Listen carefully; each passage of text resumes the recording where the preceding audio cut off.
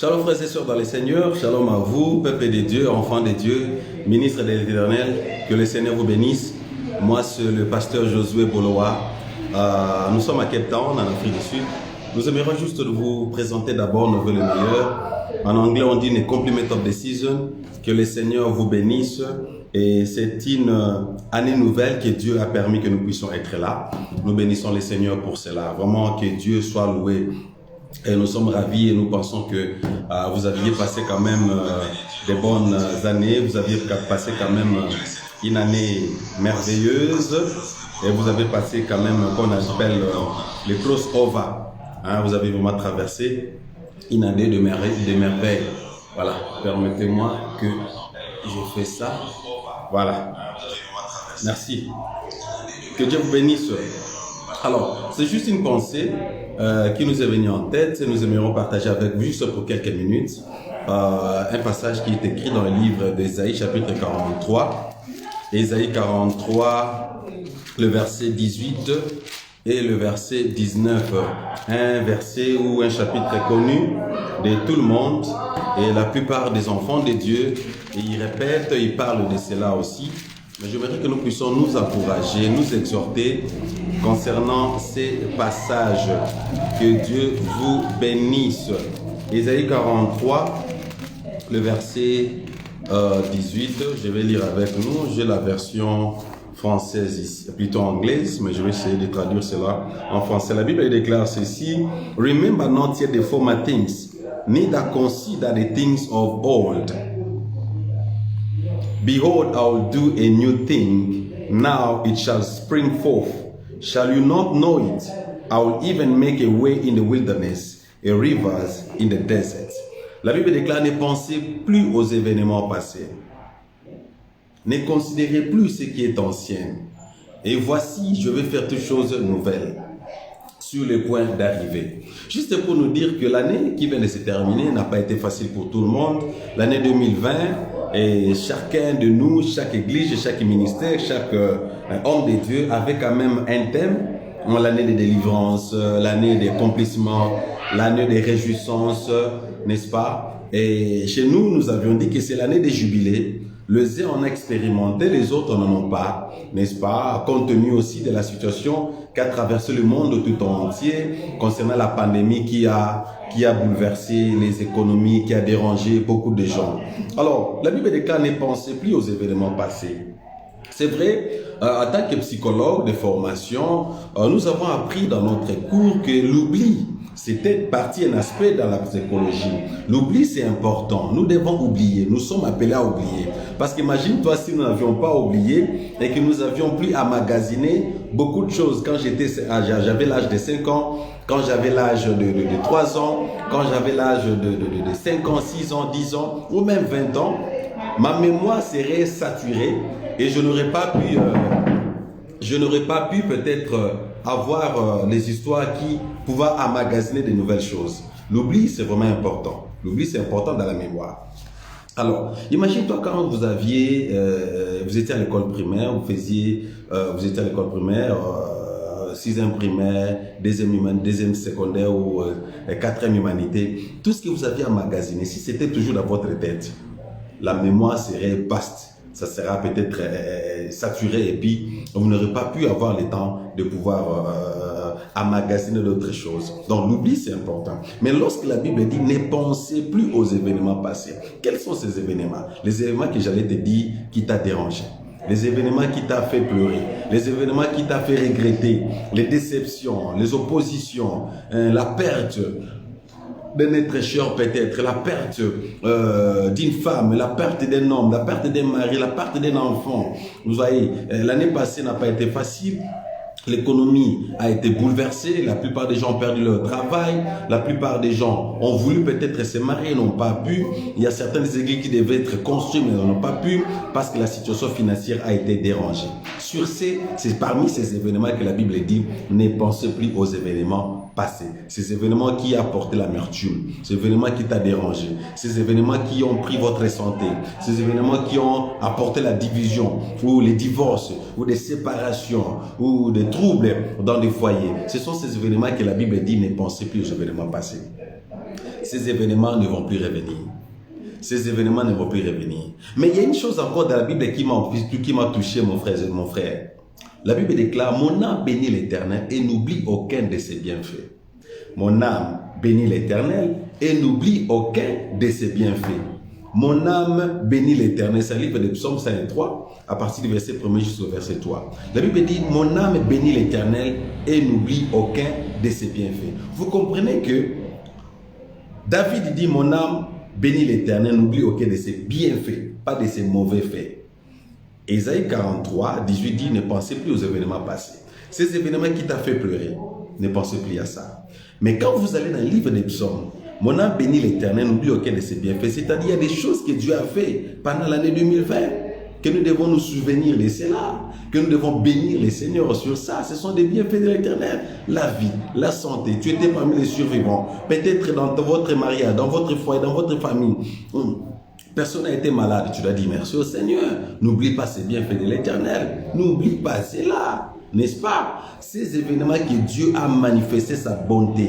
Il ne faut pas oublier cela. Rappelez à Dieu que non, tu m'as gardé. Tu as pourvu. Il n'y avait pas le travail, mais ma famille mangeait. Il n'y avait pas le travail, il n'y avait pas de salaire, mais mes enfants allaient à l'école. Mes enfants ont reçu de bons résultats. La plupart des gens se sont mariés. La plupart des gens ont trouvé du travail. La plupart des gens ont trouvé des contrats. Pendant l'année 2020, ce sont des actions, des événements, et c'est bien fait que tu dois reconnaître que Dieu est bon.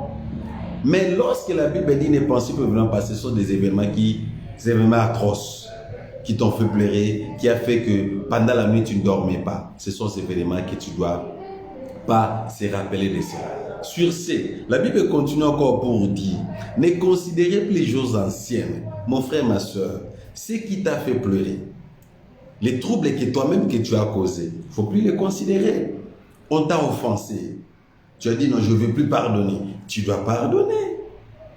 Tu as aussi offensé. Tu dois aussi pardonner. Vous comprenez?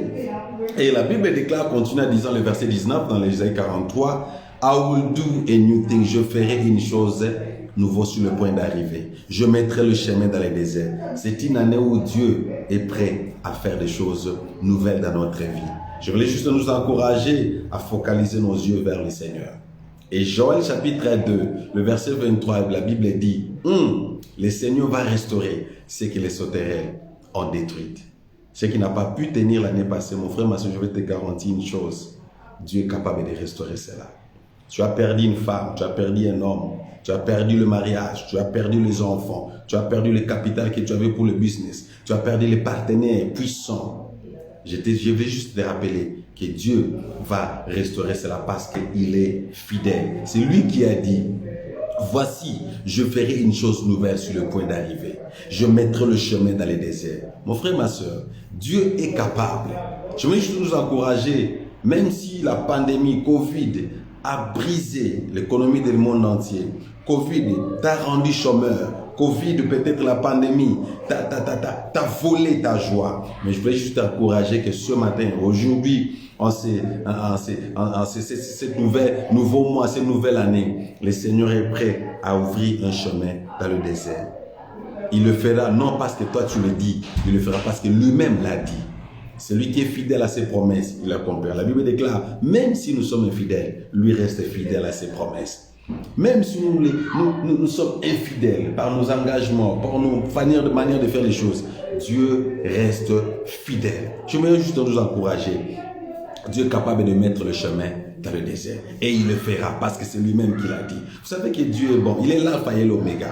La manière dont Dieu fait les choses, il termine les choses et puis il commence avec nous. C'est un Dieu qui achève et puis il vient commencer avec nous. C'est pas que lorsqu'il commence avec nous, qu'il ne sait même pas où commencer, où aller. Non, il a déjà terminé. Parce que c'est un Dieu qui est souverain. C'est un Dieu qui est on ne peut pas même pas le comparer incomparable. C'est un Dieu, nous l'appelons Dieu parce qu'il est souverain, il fait ce qu'il veut. Dieu ne commence pas avec nous, Dieu termine et puis il vient commencer avec nous. C'est ça la manière dont Dieu travaille. Nous sommes comme, ici en Afrique du Sud, qu'est-ce qu'on fait? Avant de construire un mall ou un shopping center ou supermarché, on met les boards, on met le panneau montrant ce qui serait ces bodes-là, ce qui serait le supermarché. On va vous dire, ça sera peut-être ouvert, l'ouverture aura lieu au mois d'avril 2021, peut-être au mois de novembre. Qu'est-ce qu'il fait? On vous donne déjà l'image de ces shopping centers-là. Mais lorsque vous regardez, c'est clôturé, c'est en chantier. Il n'y a rien. Il n'y a que des tracteurs, il n'y a que des tracteurs, il n'y a que des maçons, il n'y a que tout ça. Mais le vrai problème avec Dieu, Dieu termine. Il va dire au monde, voilà ce que mon fils sera cette année. Voilà ce que ma fille sera cette année. Mais la vie réelle, c'est le contraire de ce que tu vois là-bas. Mais ce qu'il faut faire, c'est quoi? C'est de se focaliser au Seigneur. Parce qu'il est capable. Il est capable, il est capable. Ce que tu as perdu, Dieu dit, il mettra le chemin dans les déserts. Parce qu'il est avec toi. Le vrai problème, je voulais aussi nous encourager, comme c'est le début de l'année. Dieu a dit, allez faire de toutes les nations mes disciples. Dieu n'a pas dit, allez faire de toutes les nations les gens qui vont à l'église. Matthieu 28, verset 19 à 20. Jésus dit à ses disciples, allez, je vous envoie. Faites de toutes les nations les disciples. Mon frère, ma soeur, Jésus a besoin de disciples. Jésus n'a pas ses besoins, c'est des gens qui vont à l'église. Ici en Afrique, on a fermé l'église, on nous a déconfinés, on nous a confinés pour 2 semaines. Je ne sais pas dans votre époque, vous me suivez. Peut-être que vous êtes dans le confinement. On a fermé des bâtiments. Mais nous sommes appelés à être pas seulement les gens qui vont à l'église, nous sommes appelés à être les gens, les disciples de Jésus. Les disciples de Jésus. Et un disciple de Jésus, chaque jour doit se rappeler qu'il y a une habitude. Il y a au moins les 7 habitudes qu'un disciple doit avoir, que j'aimerais partager avec vous pour terminer notre direct maintenant. Il y a au moins 7 habitudes que tu dois développer chaque jour dans votre vie. La première habitude, c'est la vie de prière. Mon frère, ma soeur, de 2021, quels que soient les slogans que tu peux avoir dans votre église, quels que soient les thèmes que tu peux donner, en tant que disciple de Jésus, tu dois développer cette habitude de chaque jour, la vie de prière. C'est parmi les premières habitudes d'un disciple de Jésus. J'ai dit, il y en a 7. La vie de prière. Mon frère, n'abandonne pas la vie de prière. Ma soeur, la prière paye. La prière te remplit, te rafraîchit. La prière te rend fort, un chrétien puissant. Une femme de prière puissante. Un homme de prière puissant. Un ministre puissant, un adorateur puissant. La prière, la prière, la prière. On peut tout ravir, mais on peut pas compter. Ne permet même pas que quelqu'un joue avec ta vie de prière. Parce que la prière a fait arrêter le soleil. La prière a fait qu'il ne puisse pas avoir la pluie pendant 3 ans et demi. Et la même prière a fait que lorsque cela a été déclenché, la pluie a été tombée. Mon frère, ma soeur, la vie de prière, n'oublie pas ça. Tu es un disciple de Jésus. N'attends pas que quelqu'un d'autre prie à ta place. Parce que moi, Bolois, je ne saurais pas prier à la manière dont la grandeur de ton problème est. Je ne saurais pas porter cela comme toi-même. Tu peux partager ton problème avec moi. Je vais aller dans la présence de Dieu. Mais celui qui connaît la source, la grandeur, la hauteur de ces problèmes, c'est toi-même. La vie de prière. Deuxième discipline ou deuxième habitude d'un chrétien ou un disciple de Jésus, c'est la méditation de la parole de Dieu. Non seulement la lecture, mais la méditation. Nous sommes appelés à méditer la parole de Dieu chaque jour. La parole de Dieu. Rappelez-vous, Jésus, après avoir jeûné et prié, le diable l'a transporté. Qu'est-ce qui a amené la victoire dans la tentation de Jésus? C'était la parole, la méditation de la parole de Dieu. Il est écrit. Et la parole de Dieu. Ne lis pas seulement, mais médite. Prends le temps de se poser la question. Qu'est-ce qui se passe? Comment c'est là? Quel exemple à suivre? C'est ça la méditation de la parole de Dieu. Et troisième discipline, ou troisième habitude d'un chrétien, c'est quoi? C'est le jeûne. Bien aimé, tu peux prendre de la prière, tu peux méditer, combine cela avec le jeûne et prière. Le jeûne, on aura le temps d'en parler un jour. Ce n'est pas seulement se priver de la nourriture. Tu peux te priver de ce qui t'est cher. Tu peux te priver de ce qui ravisse ton temps. Tu peux te priver de cela. Jeûne. Quatrième habitude d'un chrétien ou d'un disciple de Jésus, c'est les donner. N'abandonne pas à donner. Donner ton temps. Donner ton énergie, donner ton argent, soutiens les autres, les malheureux, les veuves, fais des hormones, sacrifie-toi, donne ton temps, donne ta joie, donne ton sourire, donne ce qui est à toi aux autres parce que le monde a besoin de ça. La cinquième discipline d'un chrétien ou une habitude d'un chrétien, c'est les témoignages. Témoigne de Jésus, proclame Jésus cette année. Décide-toi d'être un témoin de Jésus. Décide-toi d'être un témoin de Jésus. L'Église ne forme pas seulement des gens qui viennent, mais l'Église a besoin de témoins. Ceux qui vont parler des merveilles de Dieu, ceux qui vont dire que non, Jésus a fait ceci dans ma vie. Venez à lui, crois à Jésus, témoigne Jésus. Et sixième habitude d'un chrétien ou d'un disciple, c'est le fellowship. Être avec les gens. Passe du temps avec les gens qui connaissent le Seigneur. Passe du temps avec les gens qui prient. Passe des gens qui parlent les choses de Dieu. Ne passe pas le temps avec les gens qui t'amènent à boire, à fumer, à faire n'importe quoi. Passe le temps avec les frères et sœurs. Passe le temps avec les gens qui partagent la même foi avec toi. Et la dernière habitude d'un disciple de Jésus, c'est quoi? C'est la croissance avec le fruit de la repentance du Saint-Esprit. Fais de ton mieux d'ajouter la connaissance à ta foi, à ta connaissance. Lis la parole de Dieu, lis les livres chrétiens, écoutez les prédications, écoutez des messages, comme je partage comme ça. Prends le temps d'écouter pour croître dans ta foi chrétienne. Mon frère, ma soeur, sinon, tu vas être derrière le miracle. Et pourtant, le vrai problème de Dieu, ce n'est pas le miracle. Le vrai problème de nous, c'est la parole de Dieu. La Bible déclare, et voici le miracle qui accompagneront. Ce n'est pas nous qui suivons le miracle, c'est le miracle qui nous accompagne. Et ça va accompagner comment? C'est avec la parole de Dieu, n'est-ce pas? Quand on connaît, on a vraiment la connaissance de la parole de Dieu, le miracle va nous accompagner. N'est-ce pas? Nous ne suivons pas le miracle, mais les miracles nous accompagnent. Voici les miracles qui accompagneront ceux qui auront cru. À mon nom. Voici les miracles qui accompagneront. Nous ne sommes pas derrière les miracles. Cette année 2020, si tu suivais les miracles, ça serait très bien. Tu as perdu ton temps tous les 12 mois 2020. Mais cette année, décide-toi d'obéir à la parole de Dieu et les miracles vont t'accompagner.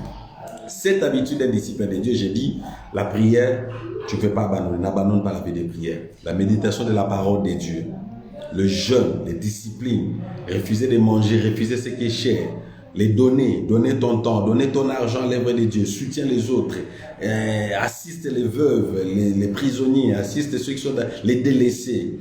Et cinquième habitude, c'est le témoignage. Témoigne Jésus, proclame Jésus. La Bible déclare, Paul a dit, je n'ai pas honte de l'évangile.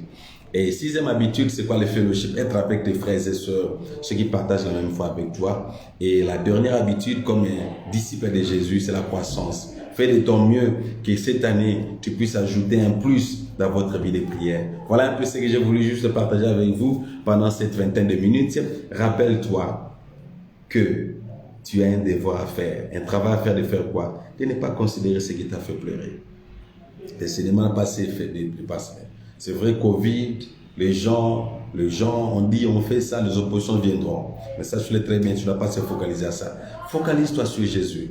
Ce n'est que Jésus. Le nom de Jésus seul est tout. Jésus n'a pas besoin que vous puissiez prendre de l'eau, prendre je ne sais pas quelle cérémonie pour amplifier son nom. Son nom seul. La Bible dit, à mon nom vous chasserez. À mon nom vous imposerez. Seul le nom de Jésus est tout pour nous. Because there is power in the name of Jesus. Ce n'est que le nom de Jésus qui est tout pour nous. Ajouter les spices ou ajouter les condiments pour amplifier le nom de Jésus, ce n'est rien, pas perdre de temps. Mais la foi au nom de Jésus-Christ de Nazareth, c'est déjà un tout pour notre vie. Ne faut pas aider Jésus pour opérer le miracle. Ce n'est que son nom. En croyant à ce nom-là, le miracle est possible. Amen. Que Dieu vous bénisse. C'était votre bien-aimé, le pasteur Josué Bolois, à partir de l'Afrique du Sud. Je voulais juste encourager quelqu'un pour cette nouvelle année, sachant que c'est une année de surprises agréables. Dieu va te surprendre. Il ne le fait pas parce que toi tu pries. Il ne le fait pas parce que toi tu le dis. Il le fait parce qu'il s'est décidé lui-même de te surprendre cette année. Ta responsabilité, demeurer dans la prière, méditant la parole de Dieu, demeurer dans le jeûne, lui donnant, être son témoin, être ensemble avec les frères et sœurs et chercher à croître dans la connaissance de Christ. Ce sera peut-être ton objectif cette année. Je vais prier. On va finir. Seigneur, merci pour ce temps que nous avons partagé avec mes frères et sœurs qui étaient connectés en ce temps ici. Je prie au Dieu que tu nous aides à faire un effort par ton esprit, à ne pas considérer ce qui nous a fait du mal, ce qui nous a blessés, mais plutôt à considérer ce que toi tu as promis que tu ferais une chose nouvelle. Sur le point d'arriver, tu mettras le chemin dans les déserts. Merci Seigneur parce que tu vas nous aider à être des disciples complets, à demeurer dans la prière, dans la parole, témoignage, à croissance Seigneur de gloire dans la connaissance de Dieu. Au nom de Jésus. Papa, je prie aussi pour quelqu'un qui est malade ou quelqu'un d'autre qui dans leur famille est malade, dans cette famille. Père, je prie que ta guérison les accompagne maintenant. Au nom de Jésus. Je prie pour un frère qui me suit maintenant, dérangeant par cette pandémie, que la puissance de la guérison les touche. Au nom de Jésus. Je prie pour les familles, Seigneur, qui sont divisées. Apporte l'unité. Je prie pour un couple qui, Seigneur de gloire, ils se sont décidés au mois de 7 janvier, Seigneur, de plus se divorcer. Seigneur, je prie que l'amour règne. Ranime encore le feu de cet amour dans ces couples, Père. À cause d'une raison ou d'une autre, ils veulent se divorcer, Père. Ramène-les ensemble, oh Dieu. Je prie pour les enfants, Seigneur de gloire. Protège-le. Accorde leur obéissance, oh Dieu, vis-à-vis de leurs parents. Je prie pour les affaires d'une femme ou d'un homme qui a perdu. Je prie pour que tu puisses envoyer, Seigneur de gloire, des hommes de la destinée, des partenaires, et que tu puisses encore, Dieu, ouvrir le ciel, afin qu'ils puissent avoir des fonds pour redémarrer leur business. Au nom de Jésus. Je prie pour un homme qui est fatigué de la vie du péché, qui ne te connaît pas encore. Rencontre-les, Jésus. Rencontre-les, donne-les la possibilité d'abandonner le péché. Je prie aussi pour quelqu'un qui me suit maintenant, Seigneur. Il est fatigué des fétiches. Il est fatigué des marabouts. Il est fatigué, Seigneur, des cérémonies qu'il fait chaque nuit. Il a besoin de toi. Rencontre-les maintenant. Au nom de Jésus. Papa, je déclare que cette année, c'est une année de nouvelles surprises et de surprises agréables venant de toi. Au nom de Jésus, j'ai prié, j'ai dit Amen. All right. Que le Seigneur vous bénisse. C'était votre bien-aimé, le pasteur Josué Bolowa, à partir de l'Afrique du Sud. Que la paix du Seigneur vous soit comblée. Si le Seigneur nous donne encore notre opportunité, nous ne manquerons pas à nous exhorter, à nous encourager. Rappelle-toi que le Seigneur est avec toi. La peur et le Covid, ce sont des frères. C'est que le monde nous présente pour apporter la peur dans nos cœurs. Nous savons une chose, Jean chapitre 14, verset 1, la Bible dit que votre cœur ne se trouble point. Croyez en Dieu, croyez en moi. Ça, c'est Jésus qui nous le dit. Si nous avons la foi, nous serons en mesure de dire à cette montagne, ôte-toi de moi. Et ça va ôter au nom de Jésus. Amen. Que Dieu vous bénisse. Passez une bonne journée.